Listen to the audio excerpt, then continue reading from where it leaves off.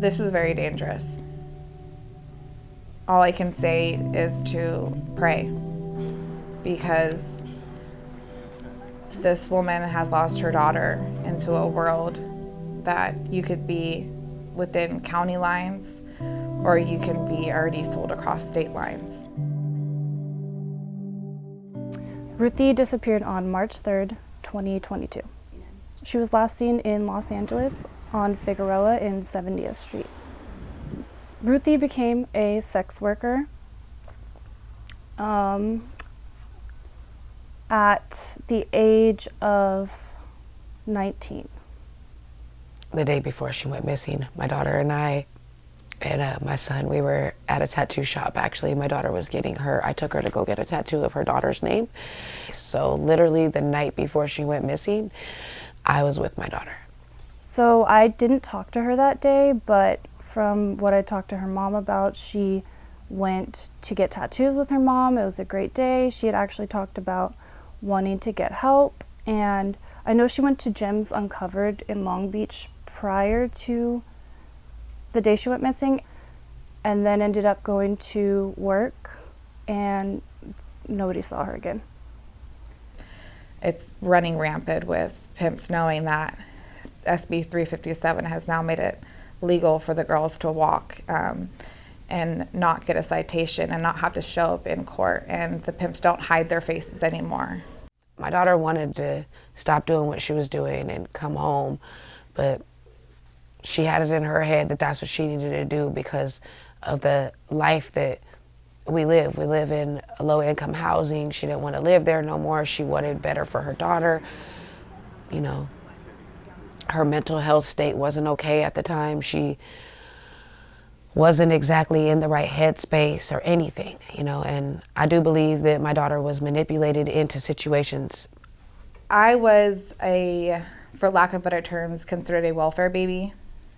My mom had a surgery and she went into a coma. And so she was in a coma for a couple months, and rent was due, and you know, the lack of a parent being there with 2 kids basically running the house. I had met a guy and he'd seen the vulnerabilities in me, and I believe it was my 18th birthday. I'm gonna take you to a club. It was kind of a setup. There was girls sitting around a table putting a bunch of money out saying, this is what you can earn. And one day he just gave me alcohol and said, come on, let's get out there. You know, you could really pay your mom's rent. You're trained how to walk.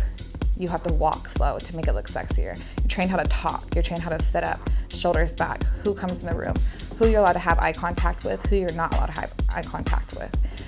Because I was young, I wasn't allowed on the casino floor, but because they considered me what they called the money bag, they wouldn't put me out on the street.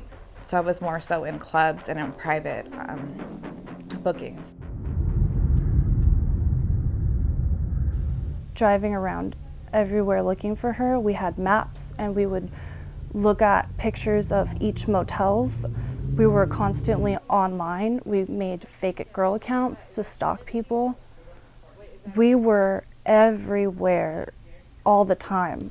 We even went to Las Vegas looking for her. We've been to San Diego looking for her. The experiences my family and I have had looking for her are traumatic. My sister, her mother, Catherine's been shot at. We've been in positions we shouldn't have to be in looking for her. Like, I can visualize all the motels in Inglewood and up and down Figueroa.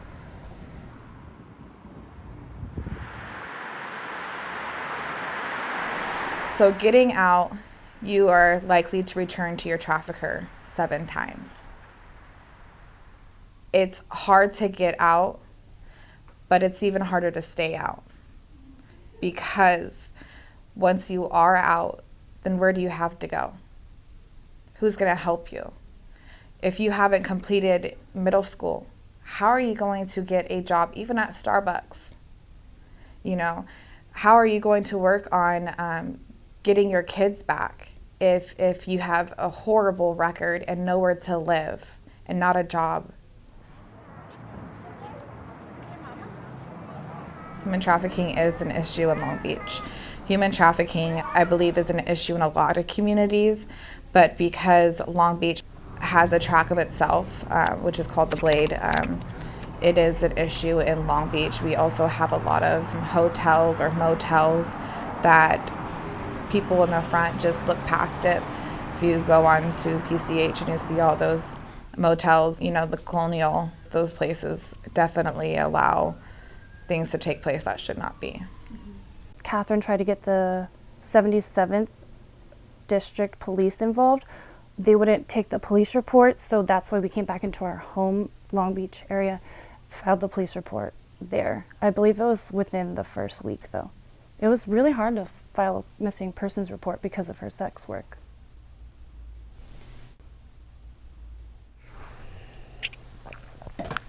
There's probably no feeling you can describe when you hold your daughter in your arms for the first time, and just makes your world complete. When I had my son, I had my boy. When I had my daughter, my world was complete. My princess, my queen, my everything.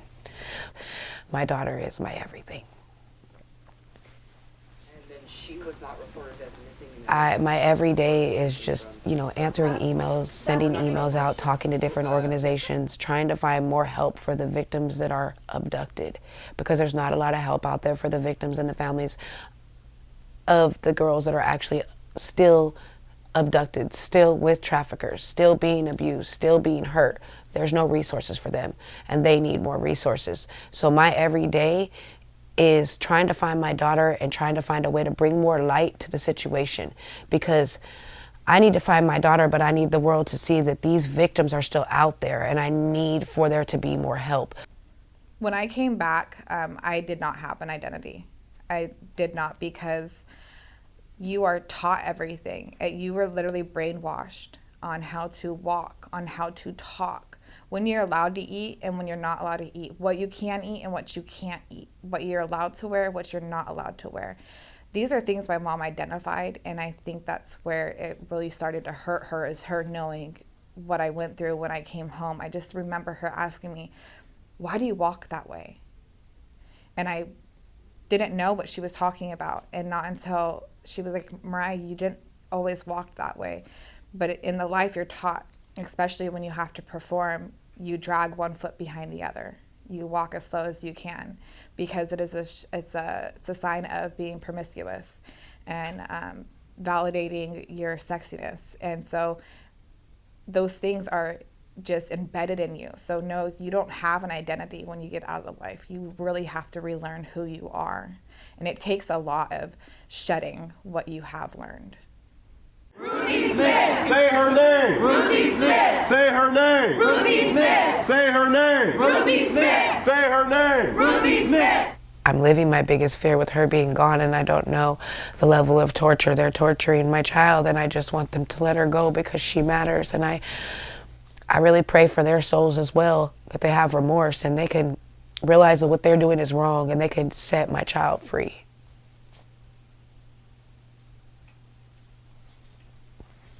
The situation on hand is very sad and it's heartbreaking, but it's happening so much, especially with the different type of traffickers that are out there.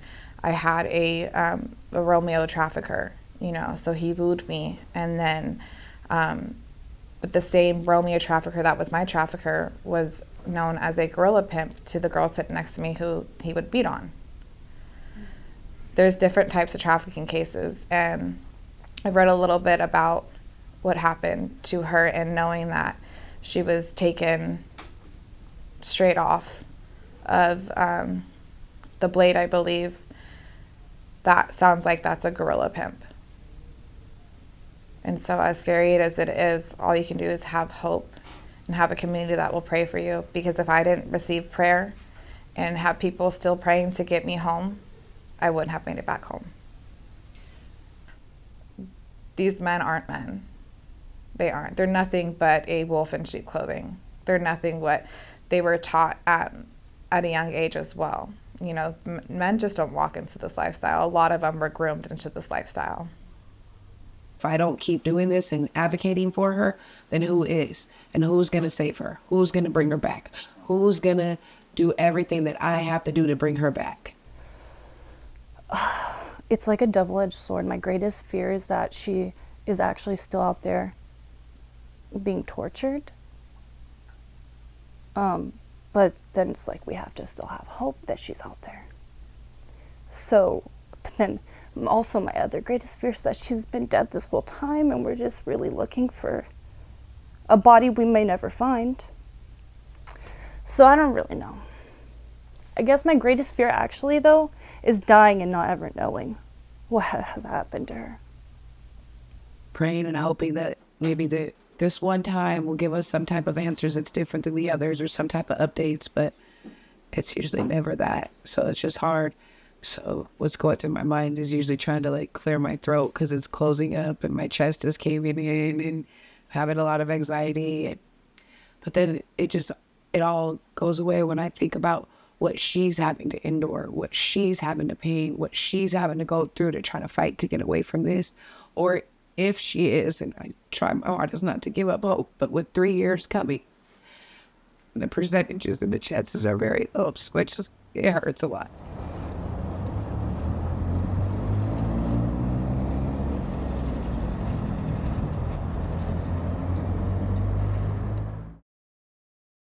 What women can do to avoid being trafficked is keep aware of your surroundings and stay informed and spread this awareness as you are becoming older, and from a girl to a woman, you have to understand that we're not in a world to put each other down. You know, us women need to stick together and stay strong together. And so spread the awareness, spread the knowledge. If you see a friend that looks like they're in a vulnerable state or they have a boyfriend that might be doing something wrong, just reach out to them. Don't force them to talk, but let them know that you're here for them, you know, and making sure that the people that you surround yourself with are the people who you want to grow with. One thing I learned in life is you're only the average out of the top 5 people that you hang out with. So if you're going to be hanging out with people who are accustomed to this type of lifestyle, eventually you'll be in that type of lifestyle.